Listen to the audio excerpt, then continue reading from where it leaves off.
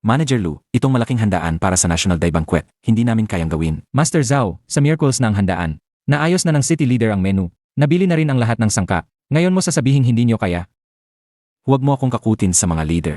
Sa buong si Jiucheng, magganong ka, bukod sa aking minanang galing, sino ang makakagawa ng handaan para sa daan-daang tao? Sino ang makakapagluto ng ganitong perpektong luto? Manager Lu, maging prangka na tayo. Ang kitaan sa banket na ito, ang taba, parang taba ng baboy. Ikaw lang ang kumakain ng karne, hindi naman siguro pwede, na kahit sabaw, wala kaming matikman, di ba?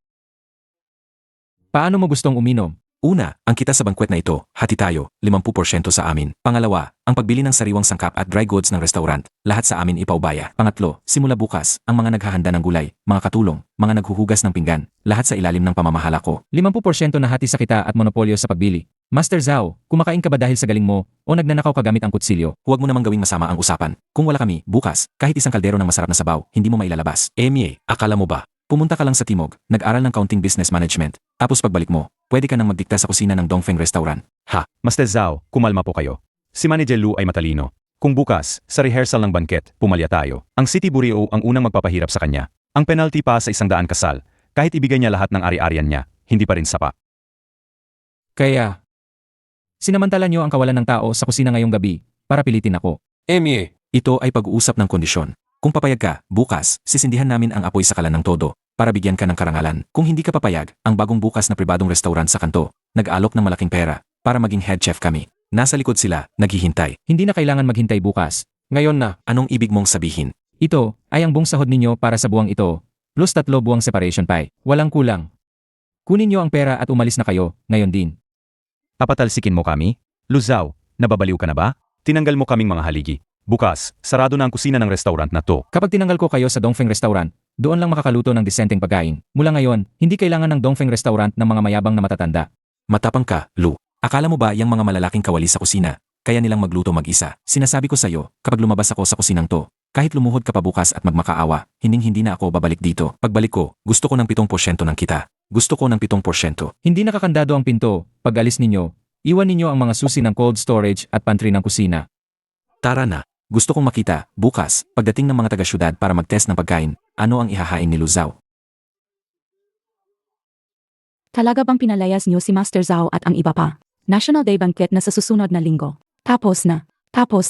Akala ko, dahil nagpalit ng manager ang restaurant na to, magkakaroon na tayo ng maayos na trabaho. Ngayon, gumuho na ang lahat. masyadong bata si Manager Lu. Masyadong mainitin ang ulo. Paano naman ihahain ang lahat ng pagkain sa bulwagan, kung walang master chef na magluluto? Makinig kayong lahat. Ang menu para sa banket na yon, palihim kong nakita. Manja soft-shell turtle, braised sea cucumber. Lahat yan nakasalalay sa pakiramdam ng mga master chef. Isang segundong pagkakamali sa luto, magiging tuyo ang kan.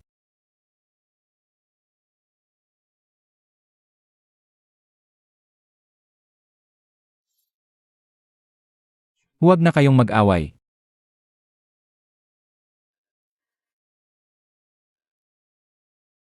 Sangzi, sabi ng gwardiya kanina, totoo raw na umalis na si Master Zhao at ang grupo niya. Umalis na, iniwan na nila ang susi ng bodega sa front desk. Sa susunod na linggo na ang banket. Ang mga city leader, Dongfeng Restaurant ang gusto nilang kainan. Wala tayong master chef, paano tayo maghahain ng pagkain? Gagamitin ba natin tong kalahating patatas? Tapos na. Siguradong magsasara na ang restaurant na to. Sino ang magbabayad ng sweldo natin ngayong buwan? Masyadong bata si Manager Lu. Kung sino pa ang hindi dapat kalabanin, sila pa ang kinalaban niya, yung mga kawali. Sila ang mga ninuno ng Dongfeng.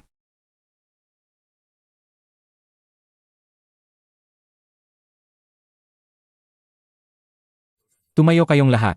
Binayaran ko kayo para magtrabaho, hindi para tumunganga lang sa sulo. Lumapit kayo rito sa counter.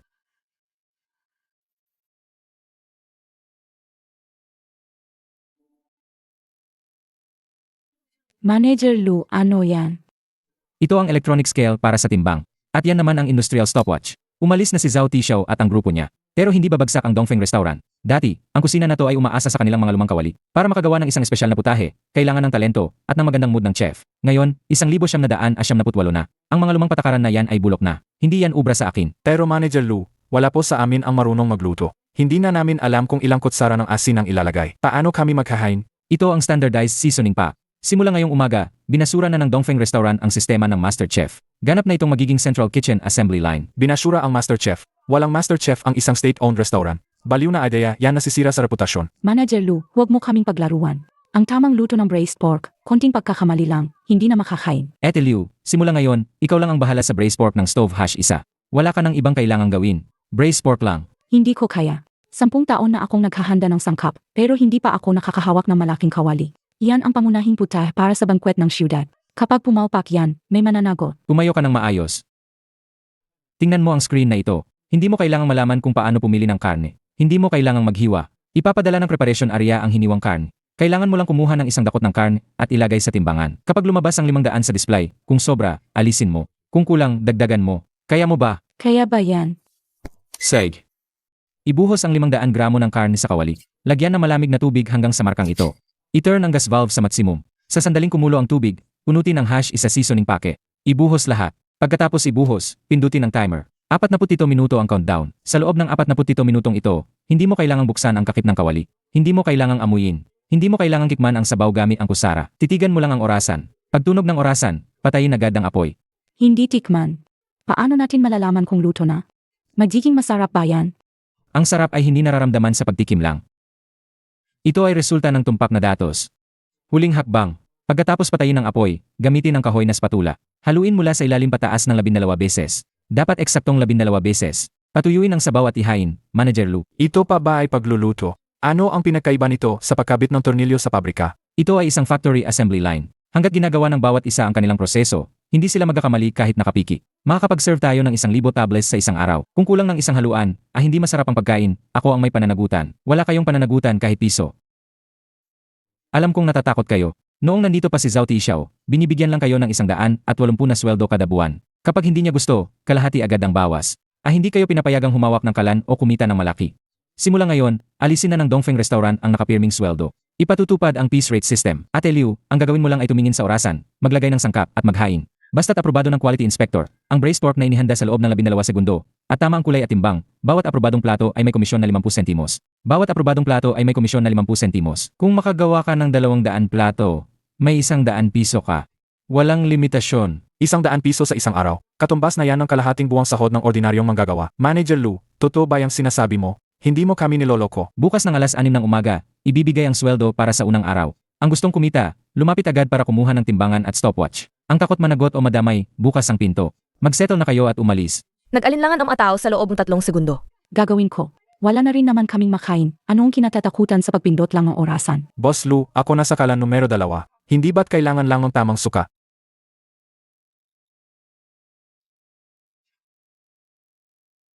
Ito ay ganap na sumasalungat sa kaalaman ng mga chef. Hindi tinitingnan ang apoy, hindi tinitikman ang lasa, pinapatakbo lang ang malamig na makina. Makakagawa ba talagang Dongfeng Hal ang signature lasa? Master, tingnan niyo po. Pangatlong sasakyan na yan. Ngayong umaga, 3 oras pa lang, sa likod ng Dongfeng Restaurant, 3 tricycle na ang umalis na naghahakot ng tirang pagkain. Bakit ka nagapani? Ang sangkap para sa 100 lamesa ay sapat na para kay Luzao na mag-eksperimento ng ilang araw. Ang kulay ng braised pork, ang tamang luto ng sabaw. Walang 10 taon, may intindihan ba yan ng mga temporaryong manggagawa na marunong lang magbalat ng patatas? Masusunog lang nila ang kaldero. Kanina, naamoy ko sa likod eskinita.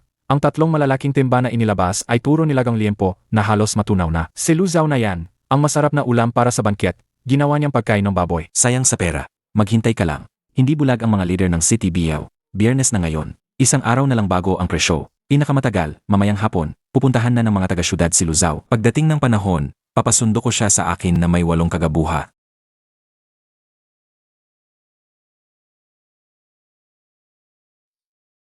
Masyadong malabnaw ang sabaw. Hindi rin sapat ang kulay para kumapi. Masyadong maraming tubig. Hindi natuyo.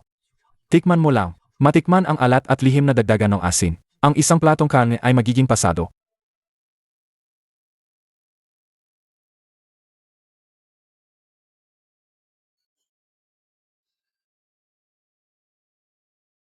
Manager Lu, masyadong maraming tubig sa kaldero na to. Gusto ko lang tikman ang alat para ayusin. Ang mga patakaran na itinakda ko, basura ba? Hindi po. Ano ang unang patakaran? Huwag kailanman umasa sa pakiramdam. Bawal hawakan ang gas valve. Bawal tikman. Ang kaunting personal na karanasan mo na hindi sakop ng sistema, walang halaga sa harap ng SC assembly line. Ang moisture content ay lumampas sa 5%. Sayang ang kalderong ito ng karne. Zausi, dalhin mo yan at itapon sa asul na timba. Dalhin sa farm sa labas ng syudad para ipakain sa baboy. Manager Lu, kahit medyo maraming sabaw ang karneng to, walang problema sa lasa. Kung pinayagan mo lang akong madagdag ng 1 kutsarang asin, Ito ay 5 kilo ng dekalidad na liempo. Kung itatapon to, sayang ang kalahating araw kong trabaho. Mali ay mali. Hindi kailangan ng halos tama dito. Kailangan lang ng eksaktong pareho. Itapon. Ganyan din ang nangyari noong nakaraang 2 araw, 12 ng timba ang itinapon. Hanggat ang error ng stopwatch ay lumampas sa 3 segundo o ang timbang ay nabawasan ng 1 gramo. Hindi man lang tinitingnan ni Lu Zhao. Ibuhos lahat sa asul na barales. Para gawing pagkain ng hayop. Walang kahit isang substandard na produkto ang makakapasok sa qualified area.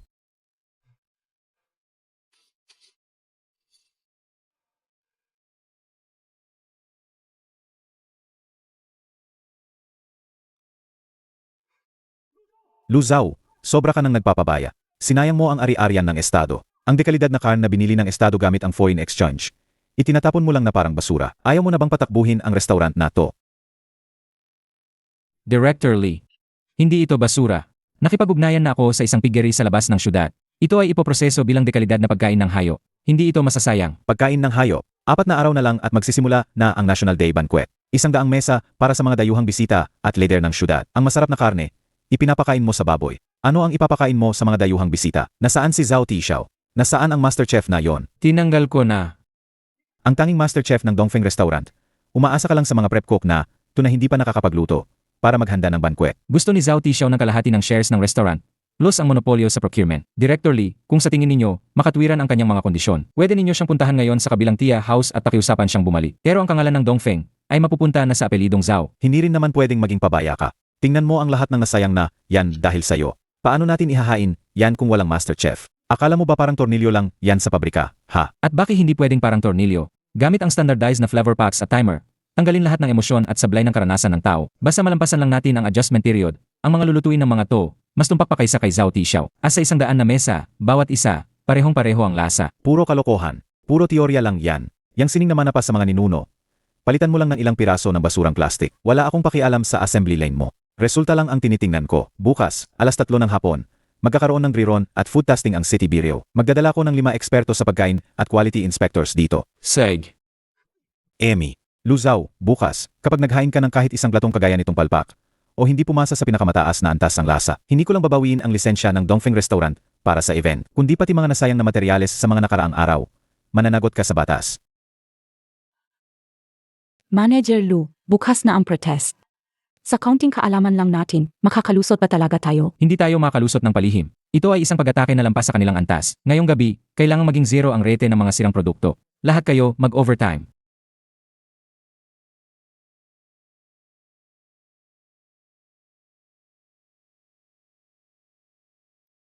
3:05 na. Anong ginagawa ni Lu Zhao at nagpapabagal? Nagkagulo na ba ang mga natanggal na manggagawa sa kusina?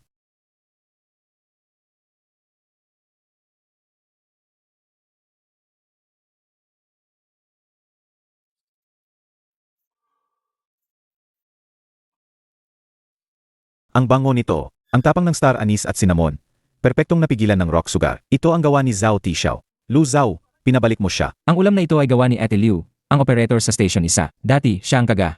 Balat lang ng patatas, isang temporaryong manggagawa. Wala nga siyang lakas para mag-flip ng kawali. Makakagawa siya ng ganitong klase ng ulam na perpekto ang luto at presentasyon. Akala mo ba bulag ako?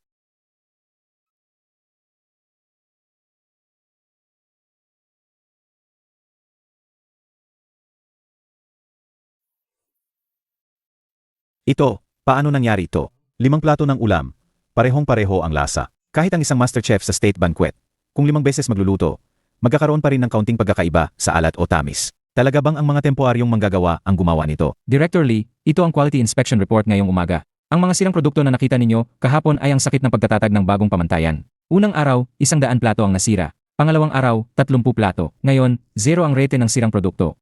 Ang mga kamay ni na Ate Liu at Zhang Zi, hindi na kamay ng tao, kundi mga tumpak na timbangan at timer. Basta't sundin lang ang sukat at bantayan ang stopwatch, hindi na nila kailangan mag-isip. Ang kusina ng Dongfeng Restaurant ay isang makina na kayang gumawa ng walang katapusang kopya ng mga espesyal na putahe.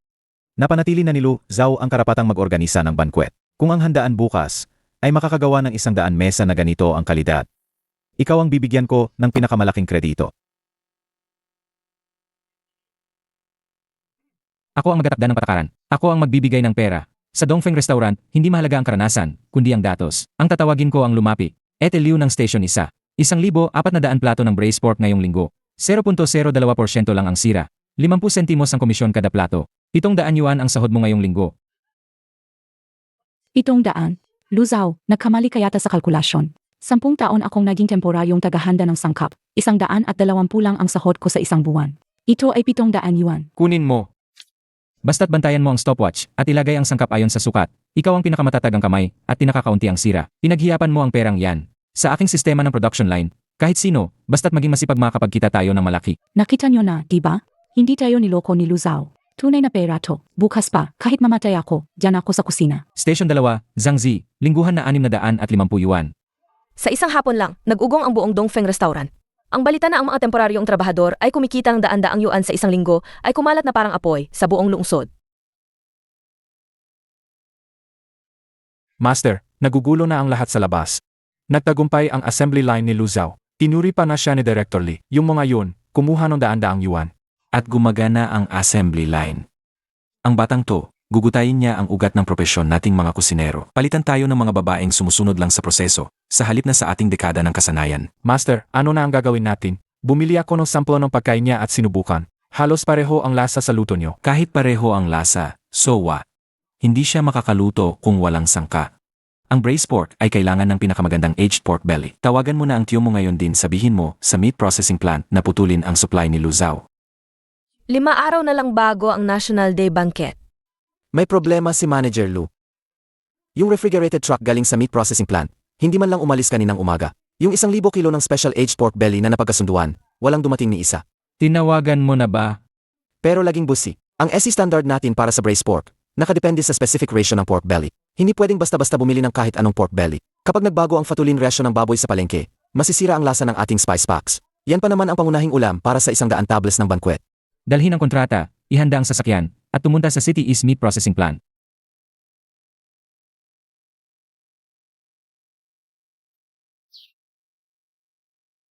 Director Liu, nakasulat sa kontrata na bawat buwan ay magde-deliver kayo ng 3,000 kilo ng premium aged pork belly. Ngayon ang delivery day, ang Dongfeng Restaurant, kulang pa ng 1,000 kilo para sa bankwet. Ay, Manager Lu pala. Ang bilis mo naman. Naku, malas lang talaga. Kagabi, nag-trip ang kuryente sa planta. Yung 2 imported na aged meat slicer, nasunog ang motherboard. Director Liu, alam ng buong syudad na may 3 backup slaughter lines ang planta ninyo. Kahit mano-mano, kaya ninyong hiwain ang 1,000 kilo ng karne. Manager Lu, mahal ang labor. Hindi pantay-pantay ang hiwa. Bukod pa rito, peak season ngayon ng taglagas. Maraming malalaking kumpanya sa syudad ang nagmamadali sa order. Sa dami ng linya ko, paano ko pa yan maasikaso? Natatakot din ako. Hindi ko naman kayang biglang gumawa ng 1,000 kilo ng dekalidad na karne. Baka sa iba na lang kayo maghana. Director Liu, kung hindi mo maibibigay ang supply, ang maantala mo ay ang strategic task ng National Day Banquet. Pinag-isipan mo ba ang magiging kahihinatnan nito? Manager Lu, ang laki naman ng kapangyarihan mo.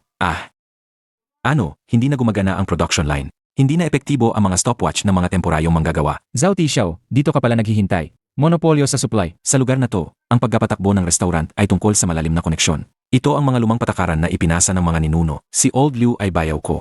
Sa syudad na to, kung wala ang pagpayag ni Zhao Tixiao, kahit 1 onsa ng pork belly, hindi ka makakabili. Tingnan natin kung ano ang ihahanda mo sa mga dayuhang bisita. Ano ang gusto mo? Simple lang. Hahaha. Hindi ba matigas ang ulo mo, Luzaw? Ngayon, tawagin mo si Director Lee ng syudad at ang mga pinuno ng Bireo. Sa harap nila, yumuko ka ng 3 beses ng 70 degrees sa akin.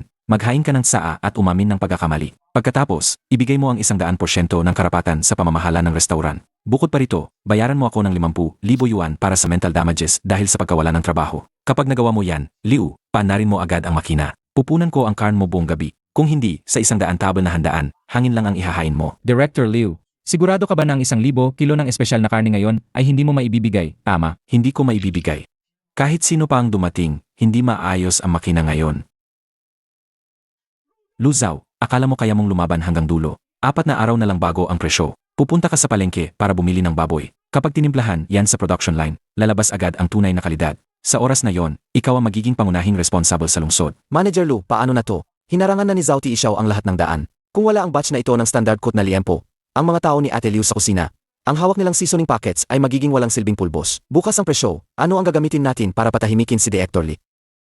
Magmaneho tayo sa post office para tumawag ng long distance. Lu Zhao, alis na lang ba tayo ng ganito? Si Fat Liu, malinaw na kakampi ni Zhao Tixiao. Kung wala ang batch na ito ng top grade na itim na baboy, ang liempo ni Ate Liu sa kusina, ang mga tao, ang hawak nilang transparent na standardized seasoning packets puro lang yan pulbos. May pre-screening bukas. Paano natin mapapatahimik si Director Lee? Noong 1978, ang mga lugar na tulad nito ay parang mga independyenteng kaharian.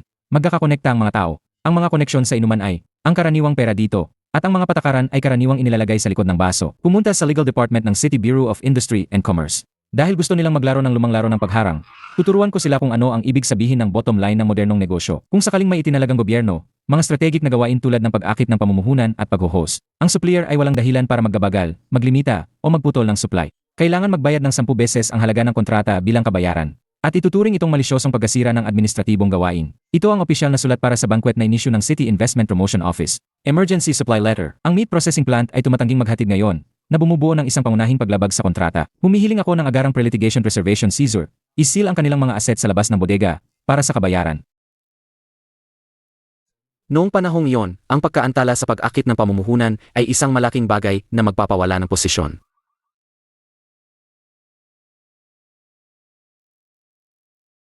Huwag kang magmadali sa almusal, Old Liu. Dahil sa hinala na malisyosong pagputol ng supply ng iyong planta, malubhang nakakaapekto sa strategic na gawain ng lungsod. Ang Bureau of Industry and Commerce ngayon i-seal ang cold storage at finished product warehouse ng iyong planta. Para isara. Seguridad. Gagamitin ito para mabayaran ang pinsala sa paglabag sa kontrata ng Dongfeng Restaurant. Kabuwang 300,000. Maghanda kang ipambayad ang pabrika mo. Lu Zhao, ikaw, ang lakas mong mandaya. Sino ba sa syudad na to ang hindi nakakakilala sa akin? Si Liu Changshun. Wala yang kwenta, basurang papel lang yan. At tawagan ko si Director Zhao ngayon din. Tumawag ka. Ngayon na. Kasama Liu Changshan. Dahil kasama rito ang red-headed indicators ng Investment Promotion Office. Walang silbi ang sinumang tumawag. Bago matapos ang kaso, kahit isang onsa ng karn mo, hindi mo may lalabas.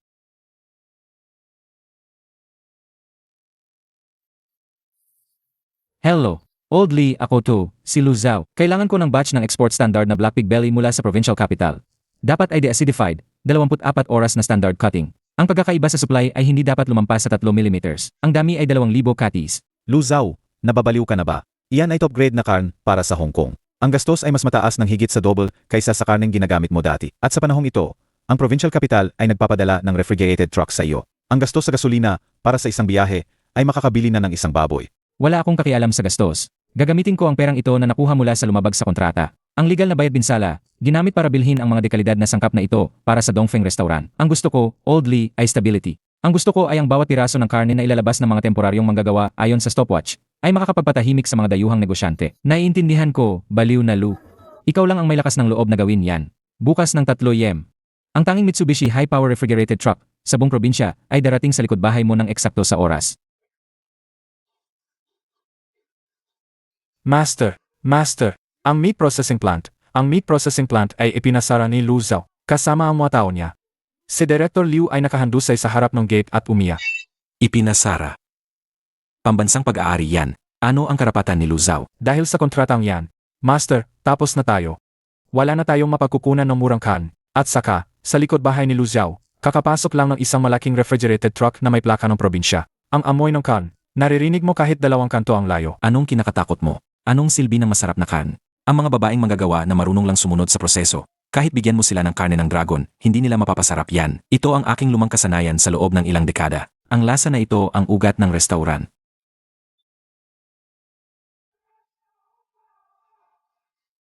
Zhao Tieshao, niloloko mo ba ako? Kahapon nang kumain ako, ang braised pork na ito ay natutunaw sa bibig. Ngayon, ang paat na kanin na ito ay sumasabit sa ngipin, at ang taba ay hindi pa natutunaw. Niloloko mo ba ako ng mababang kalidad na baboy? Ito ay pakiramdam. Ang batch ng baboy ngayon ay medyo matanda. Problema, yan sa kalidad ng karn. Anong kinalaman yan sa galing ko? MEA, pakiramdam ng Thai. Ang binabayaran ko ay ang lasa, hindi ang masama mong ugali. Sa Dongfeng Restaurant sa kabilang kalsada, pare-pareho ang lasa ng bawat piraso ng kanin nila. Ang iyong special grade chef ay hindi kaapat-dapat sa titulo. Ang aking ipinagmamalaking kasanayan at karanasan. Sa harap ng lohika ng makina, ay napakahina pala.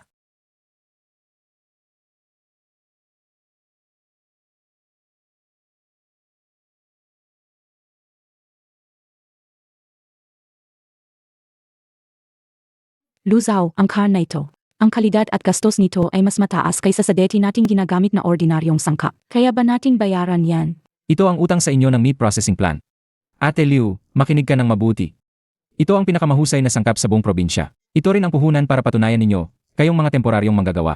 Bukas, ang formal na pagsubok para sa National Day Banquet. 100 mesa, kabuwang 1,000 plato ng braised pork. Basta hindi manginig ang inyong mga kamay, basta tutok na tutok kayo sa stopwatch. Ipapakita ko sa mga importanteng tao na nakaupo sa hapagkainan maliwanag ang isang bagay. Ang pagkatapos ng isang panahon. Hindi na kailangan pang pag-usapan ni Numan.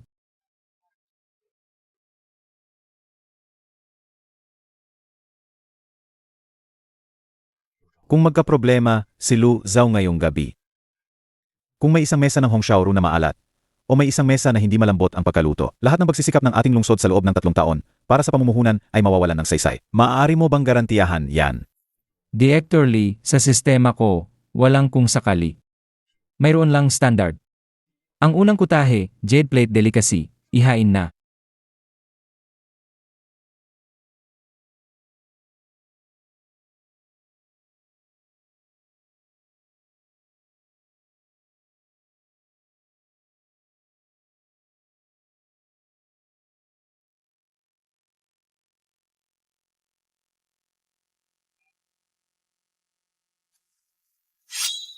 Director Lee, 100 mesa ang sabay-sabay na naghain ng Hongxiaoru na ito na nangangailangan ng matinding pagluluto. Kahit ang Peninsula Hotel sa Hong Kong, magkakaroon pa rin ng mahigit 30% pagkakaiba sa pagkaluto. Ang inyong mga state-owned restaurant sa mainland, kayang gawin ang ganitong kalidad ng kontrol, kahanga-hanga.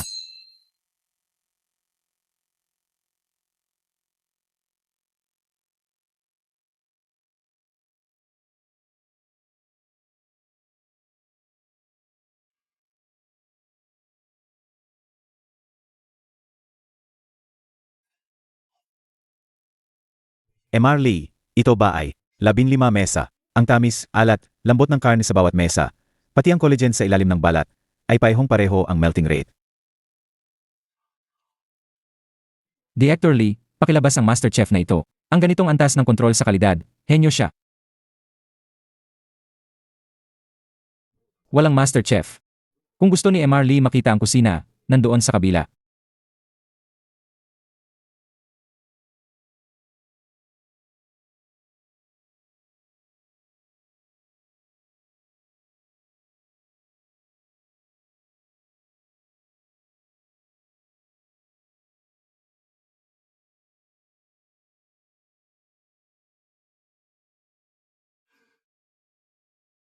Dalawampu't-4 oras na pagpapalamig, espesyal na linya ng supply mula sa provincial capital, a grade black pork belly na hiniwa, na may tolerance na hindi hihigit sa 3 mm. Lu Zhao, lahat ng 100 mesa sa labas, gumamit ka ng ganitong klase ng top grade na produkto. Ang kalidad ng kaning ito, mas maganda pa sa inaasahan namin. Manager Lu, nakontrol niyo ba ang gastos? Walang overspending. At hindi rin nalugi. Ito ay mula sa 300,000 na bayad pinsala mula sa isang meat processing plant na sadyang kumutol ng supply. Gamit ang legal na bayad pinsalang ito mula sa lumabag sa kontrata, binili namin ang mga dekalidad na sangkap na ito para sa Dongfeng Restaurant. Hindi lang hindi lumampas sa budget, may natira pa akong 50,000. Gamit ang pinakamataas na legal na paraan para tanggalin ang mga lason sa supply chain, gamit ang subdulang SC para alisin ang pagkakamali ng tao, at gamit ang dekalidad na sangkap para mapabuti ang kalidad. Ang Central Kitchen System ni Manager Lu ay kakaiba sa buong probinsya. Magaling ka, binigyan mo ako ng malaking karangalan. Agad gumawa ng dokumento. Simula ngayon, lahat ng itinalagang banquet para sa City Committee at City Government at budget para sa investment promotion banquets ay ibibigay sa kanya. MR Lu, hindi ka lang henyo sa pagluluto, isa ka ring salamangkero. Binigyan mo ang mga ordinaryong tao ng kakayahang kumpak na kopyahin ang mga dekalidad na pagkain. Binigyan ko lang sila ng pamantayan. Sa harap ng pamantayan, walang depektibo. Anong kleseng master chef na hindi naman karapat-dapat sa titulo? Kahapon, 1 oras kaming naghintay sa pagkain. Ngayon, ang alat-alat ng pagkain. Ibalik ang pera.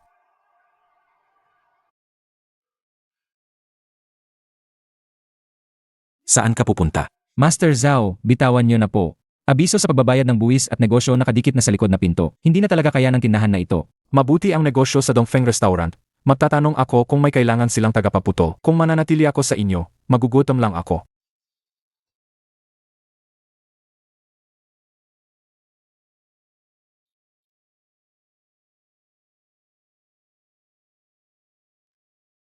Manager Lu, MR Lu.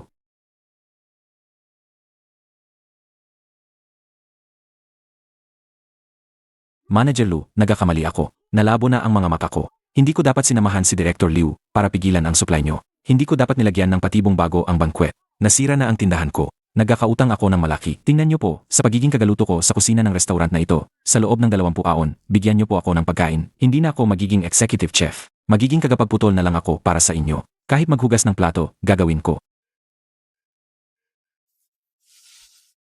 Tingnan niyo kung ano ang nakasulat doon. Hindi ko pinapansin kung ilang palayok ang kailangan ng pamilya mo. Hindi ko rin pinapansin kung gaano katagal kang nakatayo sa harap ng kusinang ito, 20 taon o 30 taon. Ang Dongfeng Restaurant ay isang presisong makina sa industriya ngayon. Sa proseso ng produksyon at pagpapatupad ng mga patakaran, walang puwang ang personal na relasyon. Kumukuha lang kami ng mga taong marunong magbasa ng standard na recipe. Hindi kailangan ng mga master na umaasa sa pakiramdam.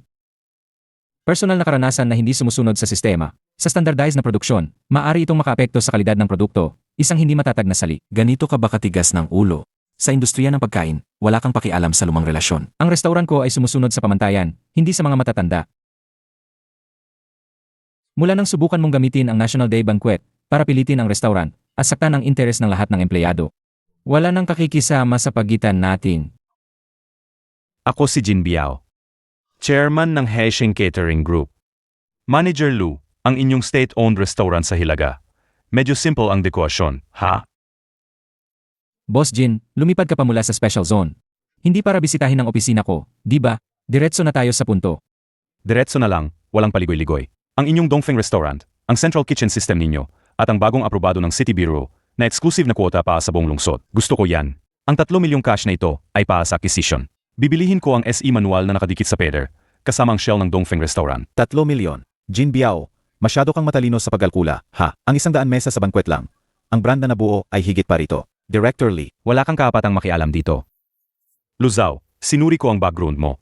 Alam mo ang pasikot-sikot. Ako si Jin Biao, Chairman ng Heshing Catering Group. Manager Lu, itong state-owned restaurant ninyo sa Hilaga. Simple nga ang dekorasyon. Boss Jin, galing ka pa sa special zone. Hindi naman siguro para bisitahin ang opisina ko, di ba? Direksahan na tayo. Wala nang paligoy-ligoy. Ang Dongfeng Restaurant ninyo, ang central kitchen system ninyo, at ang bagong aprobadong designation pa sa buong syudad. Gusto ko yan.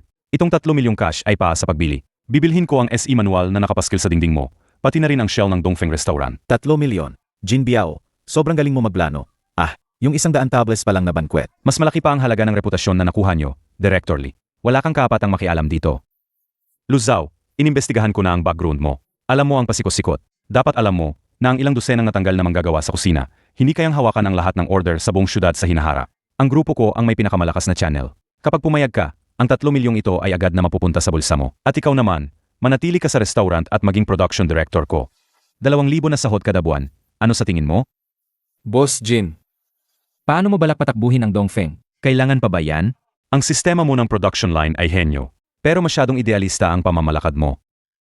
Kagagaling ko lang sa kusina. Binigyan mo pa pala ang mga manggagawa mo ng 8 oras na trabaho. At ang taas pa ng komisyon nila sa bawat gawa. Sayang lang ang pera. Kapag ako na ang humawak, o optimize ko ang proseso ng trabaho. Ang mga manggagawang hindi pa sanay, ililipat ko sa auxiliary positions. Papalitan ko sila ng mga batang temporaryong manggagawa na galing sa ibang lugar. Ang sahod ay ayon sa market standard. At saka, masyadong komplikado ang SE mo. Ang ratio ng spice packets ay pwedeng ayusin. Ang specification ng can ay pwedeng i-optimize. Mababawasan ang gastos ng 30%. At dodouble pa ang kita. Ang mga kumakain dito, mas mahalaga sa kanila ang consistency at kalinisan. Iyan ang tunay na pagkakakitaan. Boss Jin, Dalhin mo ang kontrata mo at bumalik ka sa pinanggalingan mo. Luzao, akala mo ba binibigyan kita ng pabor sa pakikipag-usap sa'yo? Nakuha ko na ang lupa sa provincial capital. Magbubukas na ang branch ko sa susunod na buwan. Kung hindi ka magbebenta, marami akong resources. Paakunin ang lahat ng mahuhusay mong tauhan sa kusina. Pagdating ng panahon, may iwan ka sa ilang lumang kawali. Pahihirapan ko ang negosyo mo. Hihintayin kitang mang-agaw. Hindi nakakandado ang pinto, hindi na kita ihahatid.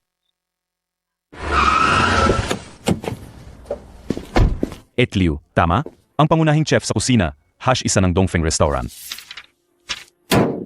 Ito ang resibo ng 50,000 yuan na down payment. Sino ka? Ako ang may-ari ng Heshing Catering. Magkano ang ibinabayad sa iyo ni Lu Zhao kada buwan? 1,000 o 800? Bibigyan kita ng 5,000. Basta dalhin mo ang kusina, #1 at #2. Ang mga bihasa manggagawa na iyon. Lumipat sa bago kong tindahan sa provincial capital. Gagawin kitang assistant head chef. Ang tao ay naghahangad ng mas mataas na posisyon. Si Lu Zhao ay may background sa state-owned enterprise. Limitado ang espasyo para sa pagunlad. Bakit ka magpapakamatay sa isang puno kasama niya? Kunin mo ang pera at bilhan mo ang anak mo ng malaking bahay.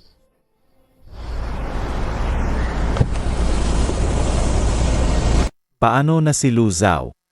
Nabalitaan kong hinanap ni Jin Biao ang mga tao kagabi. Hindi natin pwedeng hayaan na lang. Ang mga bihasang manggagawa na ito ay maagaw.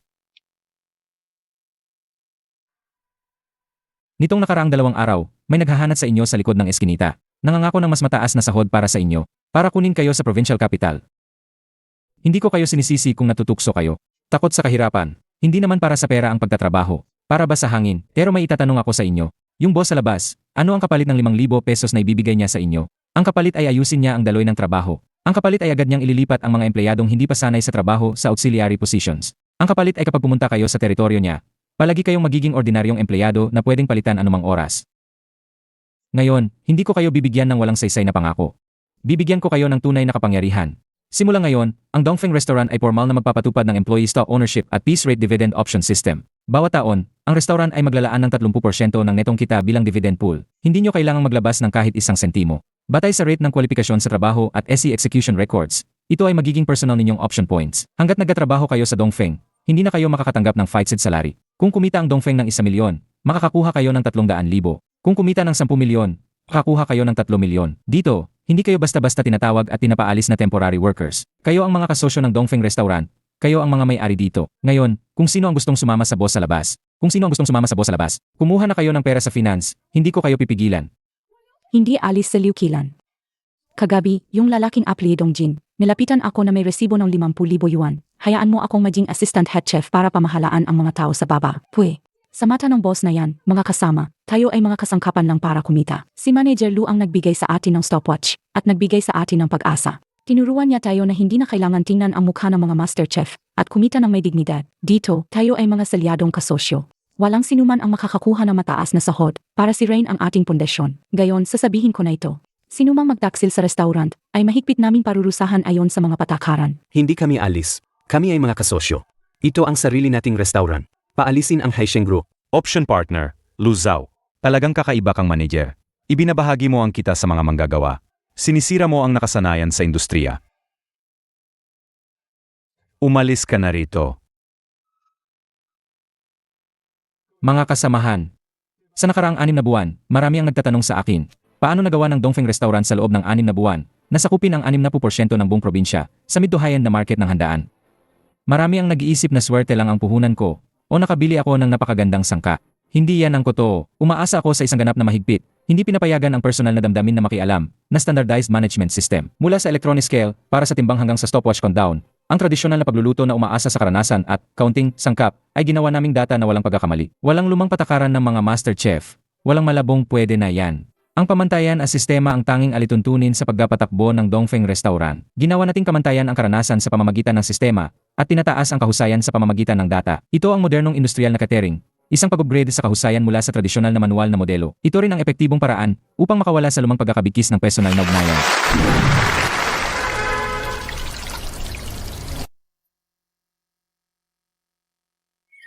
Anong tinitingnan mo, Zhao? Kilala mo pa ba yung malaking boss sa tea? Sikat na siya ngayon sa buong probinsya sa industriya ng catering. Mahigit 1,000 tao ang pinamamahalaan niya. Balita ko, ang mga empleyado ng Dongfeng Restaurant ngayon ay nakakatanggap ng malaking bonus tuwing bagong taon. Dati siyang manager ko. Naku, tigilan mo nga yan. Kung kilala mo ang ganyang kalaking boss, bakit ka pa nakikipag-agawan sa akin sa paghuhugas ng plato sa gitna ng taglami? Bilisan mo na, boss wife. Baka magalit na naman mamaya. Akala ko noon, kung wala ang aking kakayahan, hindi makakatakbo ang restaurant. Nabulag ako. Sobra akong mayabang. Boss Lu. Ang kasunduan sa pakikipagtulungan sa mga dayuhang chain hotel ay dumating na. Pumayag silang ganap na ipatupad ang ating central kitchen SC. Pipirmahan sa loob ng 3 araw. Magaling. Boss Lu, minsan nananaginip pa rin ako. Kung noong taglagas na yon, hindi mo tinanggal si Tishao. Ano kaya ang Dongfeng Restaurant ngayon? Kung walang Zhao Tishao, magkakaroon pa rin ng Li Tishao. Ang lumang empirisismo, hanggat hindi ito na-regulate at ina-upgrade, ang bagong modernong modelo ng pamamahala ay hindi kailanman ganap na maipatutupad. Tandaan mo, Liu, ang isang dakilang negosyo ay hindi kailanman nakasalalay sa ilan na nag-aakalang sila ay mahusay na master. Ang nagpapatakbo nito Ang tunay na hindi mapapalitan ay palaging ang sistema at pamantayan na nagpapahintulos sa mga ordinaryong tao na magpakita ng pambihirang lakas. Sa labas ng bintana, daan-daang industrial steam boiler ang sabay-sabay na nagpapataas ng presyon. Ang ugong ay mahinang naririnig sa likod ng double pane glass. Hindi yan tunog ng pagluluto. Iyan ang pinakamabilis at pinakamatatag na alon ng industrialisasyon na modernong industriya na pagkain ng China noong huling bahagi ng dekada 70. Nagsisimula pa lang.